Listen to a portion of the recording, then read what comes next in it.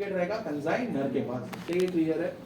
अभी यहाँ पे ना दो गुड्स के बारे में बोला है, एसकेडी और सीकेडी, बराबर है ना सर? अभी ना यहाँ पे मेन इंपॉर्टेंट क्या है मालूम है? अभी जैसे अब मेरे को तो ये फैन है, फैन तुम खरीदते हो, फैन बॉक्स के अंदर क्या पूरा ऐसे बना हुआ फिट किया हुआ रहता है?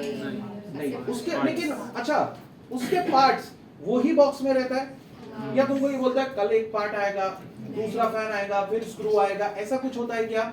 बराबर है, नहीं होता है ना? तो इसको हम लोग बोलते हैं एसकेडी बोलते हैं हम लोग इसको, that is semi knock down goods बोलते हैं। क्या ये समझ में आ गया बच्चे लोग? अब इसकी जब ट्रांसपोर्ट होती है तो कोई प्रॉब्लम नहीं है, बराबर है ना?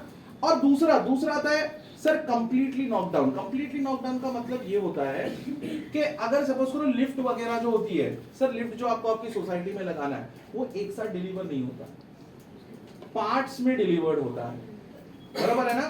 तो वो जो पार्ट्स में डिलीवर होगा ना तो उसको हम लोग बोलेंगे कंप्लीटली नॉकडाउन गुड्स। क्या ये समझ में आ गया?